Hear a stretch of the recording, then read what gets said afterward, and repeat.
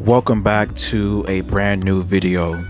Today's review is on Only Murders in the Building, Season 5, Episode 9, entitled LESTR, with the official synopsis being told through the lens of one annoying robot who may hold the keys to more secrets than anyone realized.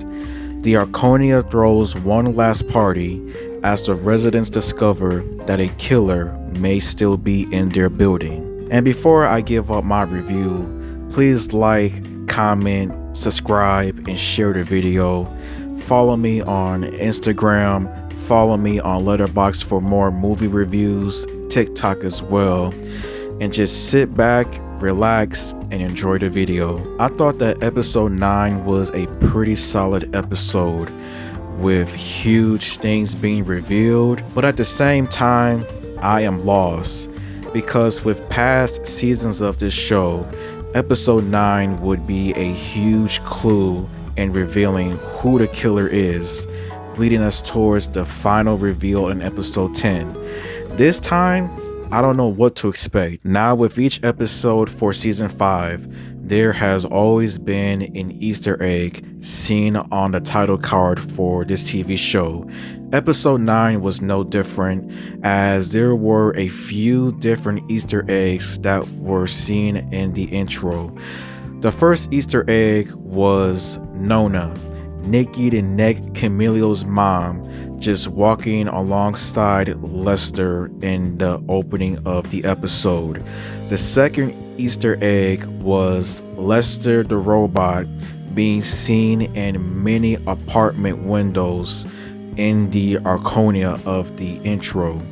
But those were the Easter eggs for episode 9. As the episode starts off with a huge flashback, likely from season 4 at this point, where LESTR the robot was first introduced, as he was first introduced and delivered to the Arconia by the board. I guess they were all interested in the rise of AI and felt that LESTR the robot Doorman would be something beneficial to the Arconia.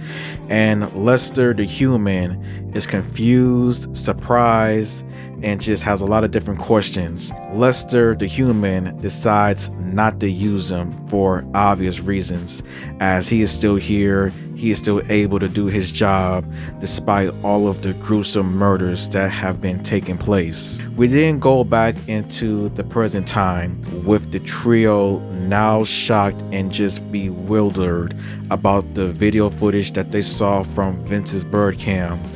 They immediately try to confront Randall about the evidence, as it does look bad on him, and unsurprisingly, Randall escapes. He escapes without saying anything, just disappearing into the woodworks, you could say. And despite the video footage looking very fishy and very bad on Randall, I don't think he's the killer. Yes, he may know some things, but he is definitely not the killer in my opinion. But with Camilla now being the majority owner of the Arconia, everyone has to move out within less than 3 weeks. And then we get like a somewhat of like a medium time jump from 19 days, 8 days to 1 day. With 19 days, the trio are feeling defeated. Like they are trying to find Randall to get more information about what he knows about possible both murders. LESTR the robot being a nuisance to everyone, reminding them that they have to move out within 19 days. 19 days, 19 days. They decide to talk to Nonna and Sophia's kids about what they know about Randall, since he used to always get the clothes from their dry cleaners. And Sophia's kids are goofy as hell. Like, they are a bunch of goofy individuals. Nonna, in the meanwhile, she's not goofy. I think she's just crazy because she's old. But that unfortunately goes nowhere. 8 days later, nothing happens. Randall is still missing. The trio still trying to figure out what to do next. And then the last time jump of 1 day left before everyone has to move out of the Arconia, and this is where most of the episode really happens in here. The trio by this point are just feeling very defeated about everything that has been going on with this season, from not being able to podcast legally, not being able to talk about the suspects that they have in mind, to the billionaires just doing whatever they can within their power to stop the trio from their podcast, from investigating them, to the Arconia being sold off, to Randall being missing. Each member of the trio is now trying to figure out what to do next, with Oliver considering moving to New Zealand to be with Loretta, Charles possibly moving into a senior home, and Mabel possibly going to Maldives with Jay. And I've said it many times before, I don't think this is a good idea for Mabel. She has been in many different relationships over the last 5 seasons, and none of them have lasted after their season has ended. With Jay, he is shady. He is a billionaire. He has not told Mabel everything that he knows about both murders and other possible shady dealings. Like, I don't think this is a good idea with Mabel. I don't want her to be in another relationship that's not going to last after this season. With Randall, after a 2-week sabbatical, he decides to post on his social media with a horribly botched Photoshop of him saying that he's escaped to Cuba, he's done this, he's done that, trying to say, oh, that was the old Randall, this is the new Randall, having a fresh start. And I can see why Randall would be scared on trying to say what he knows, because he is going against dangerous people, from the mob, likely the 3 billionaires, possibly Mayor Tillman. Like, the information that he knows, and if the wrong person hears it, could do some serious damage to him, could likely have him disappeared, likely be put on a newspaper. Like, it's very understandable why Randall would be scared for his life. But in the meanwhile, though, we finally get to see Mr. Teddy Dimas after a long time. Ever since he's been released from his long and hard sentence at the minimum security prison. Like, I found that to be pretty funny, but at the same time, though, it was really nice to see Teddy again after a long time, talking about his experience learning Italian and drinking prison wine while he was on the inside. Him and Mabel sharing a drink after all of the crazy shenanigans that happened in season 1 was nice and just interesting to see. Howard and his strange relationship with Lester the robot continues to be something that has no explanations. He tries to look at data with Lester the robot, but with Camila now being the stakeholder and her possibly turning the Arconia into the Camila Club very soon, she somehow and unsurprisingly changed Lester's security with Camila's EVP security, and now only Lester responds and does the things that Camila wants. And yeah, Howard's relationship with Lester is very weird, and Teddy does ask a very good question, and that is Howard sleeping with the robot? I mean, that's not my thing. People have different hobbies, people have strange fetishes, but Howard sleeping with a robot would not be surprising, and it wouldn't be the worst possible thing someone could do, in my opinion. Oliver comes up with a good idea to find a way to spend time with everyone before the Arconia is changed forever. He comes up with the Last Supper. Everyone dressed in robes, sharing food together, just talking, having a final goodbye before everything changes forever. Charles and Oliver having a huge disagreement about friends, close people and things like that is unfortunate. But to be honest, I am on Oliver's side when it comes with the whole discussion.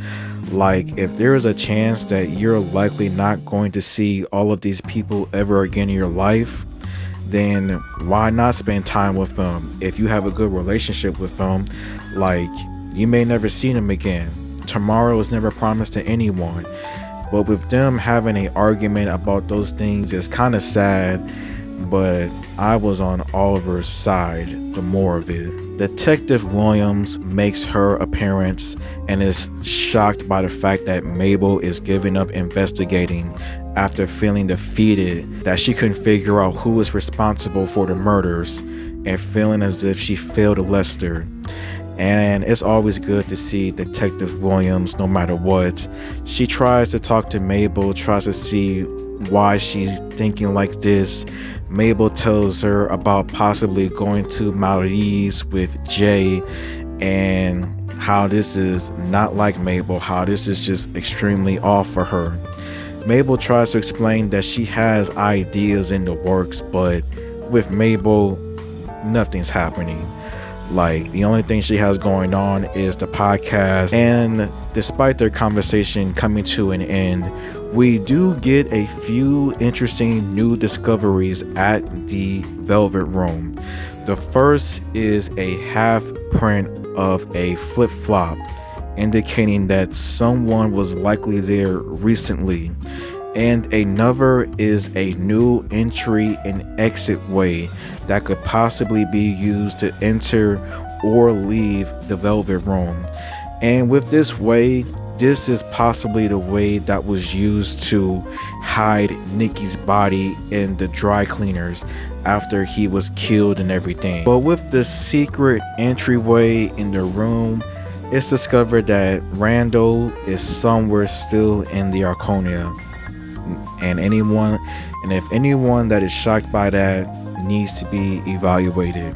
Like, we could all see it. He is somewhere there. Like, there is no way in hell that he would have that much money to travel to Cuba, and I don't think that would be easy considering the times that we are living in right now. But with the new discoveries in the Velvet Room, the investigation is not over yet. This investigation is going to have its conclusion no matter what. LESTR, the robot, immediately sells out Randall's location and tells the trio where he is located. And the trio once again tries to talk to Randall. He once again runs until he is stopped by Mr. Theo Dimas, Teddy's son. It's nice to see Theo once again. And if Mabel were to get in a relationship with anybody, it should be with Theo. Like, those two have good chemistry together, and I think that would be a relationship that would last more than one season. And after all of the crazy shenanigans, Randall tries to explain what happened, how he is not the killer, and how LESTR, the Doorman, comes in a huge way. Thanks to the footage by LESTR, the Doorman, we finally find out what could have possibly happened that night and why Randall is not responsible for neither murders. As LESTR talked to Randall, LESTR was covered in blood, freaking out. He had the elevator crank in his hands. He kept on saying he didn't mean to do it, but he had to stop the mobsters from taking over the Arconia. And with what Randall says about how LESTR was trying to protect the Arconia, how he was trying to stop crimes from happening ever again, that just leaves me a few questions. Like, did LESTR kill someone? Did LESTR kill Nikki? He never says he kills Nikki, but with all of that blood and everything, he got his hands dirty on something. And yeah, with that, Randall is not a suspect anymore in my eyes. And just that conversation of what happened and what LESTR was trying to do is very understandable. Like, that has been his home, his job for over 30 years. Like, it's a bit sad too when you look at things and With Camila in the last episode talking about that freaking doorman, it's now starting to look like it was LESTR that she was talking about, and what could have possibly happened on that infamous Saturday night. And after that emotional reveal with LESTR the robot, Oliver decides to have his last supper with many of the tenants in the Arconia, and a possible relationship of Uma and Vince happening. All I can say is go for it. That would be an interesting relationship. Uma and Vince, like those two have been living in the Arconia for a long time, and who knows, the possibilities with those two are up there. But in the meanwhile, in between time, Howard and Charles having conversation. Howard talks about how he always feels alone, how he is broken up with his last boyfriend, Jonathan. And with Howard's conversation, I definitely do feel sad for him. And it's understandable why he saw LESTR the robot as a companion. Like, all of the people and pets in his life that he's had has either ended things with him or has sadly passed away, from his pets, his mom, his ex-boyfriend. Like, Charles makes a very good point about why it's always important to check up on people, your neighbors, friends, and family, people that you don't hear after a while, because you just never know what someone is going through. And I 100% agree with Charles, because you just never know the battles that some people are going through secretly. And with Howard, the battle of loneliness is a horrible one. And it was a nice conversation those two having, and I really liked it a lot. But there have been some talks though about who is the next victim of this show, with a lot of people thinking it's Howard and a lot of people thinking it's Detective Williams. And in my personal opinion, I could see it being one of those two. I don't think it's ever going to be the big three, Charles, Oliver, and Mabel. I don't think it's going to be the big three. But Howard and Detective Williams, I could see. I don't know. But whoever the next victim is going to be something gruesome. And Jay decides to pick up Mabel for their weekend-long trip on his yacht at Maldives. And Mabel, now with a new determination to finish this case, she refuses to go. She once again decides to ask Jay about anything he possibly knows about both murders or whatever shady things that he could possibly be involved in.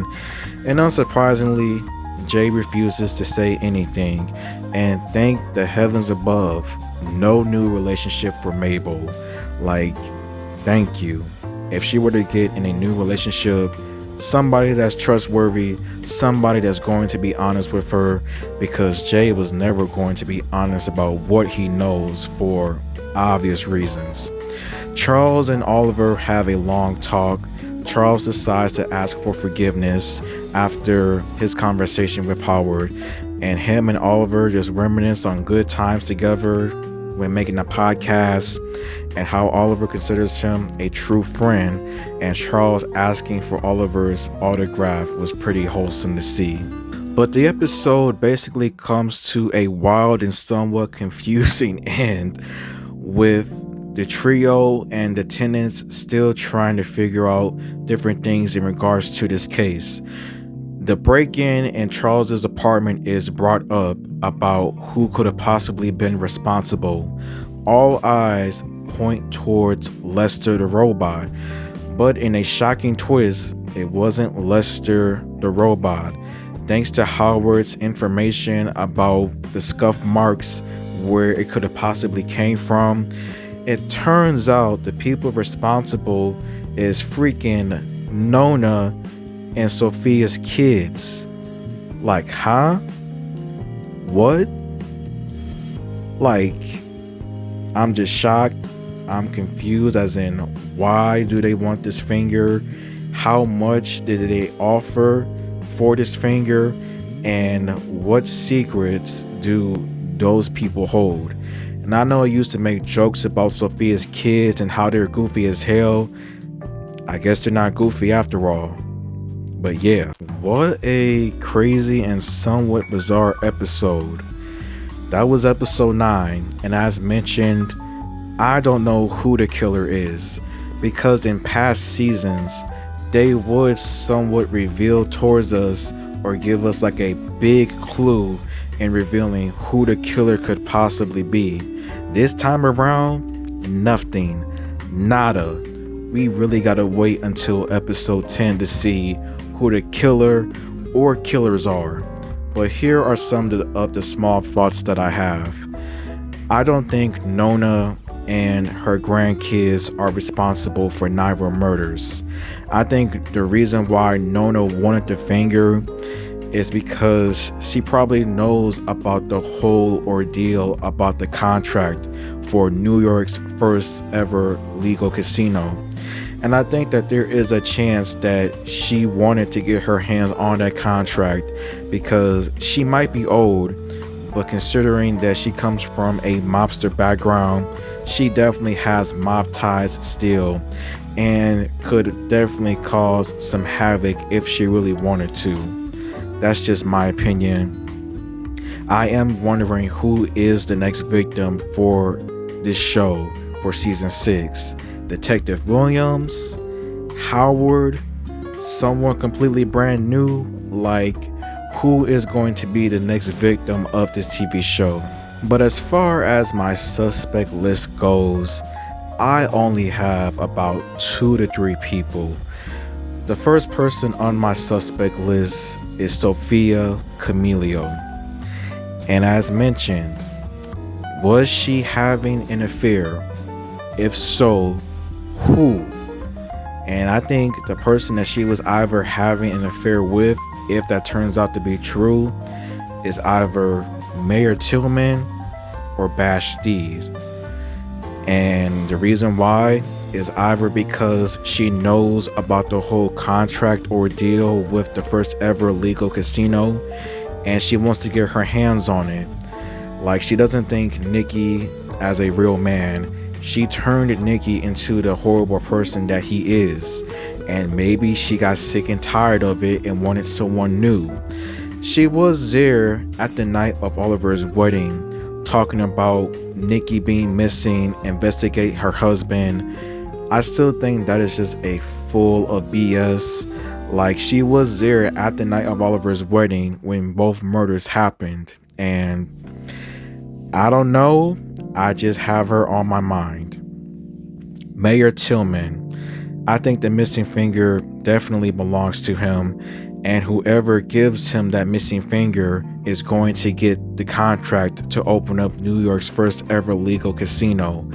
Like, very suspicious, very shady. Like, he could say that he's not able to do what he wants to do for his campaign because of Bash, and I think that Bash is the one that are truly calling the shots. Like, Mayor Tillman is definitely a puppet, but who cut off his finger? Was it Nicky? Some people think it was his assistant Romy for whatever reason, but yeah. Like, those are my 2 suspects that I have. My final suspects, Sophia and Mayor Tillman. If I'm wrong, I'm wrong. I will gladly admit that. Like, I've written off Althea, Lorraine, and other people. I just don't see it with those 2 people. If they are somehow involved with both murders, then I would be shocked. But yeah, one more episode left. Episode 10, season 5 finale. We find out everything. We find out the truth. And as well. And until then, thank you for watching. See you next Tuesday.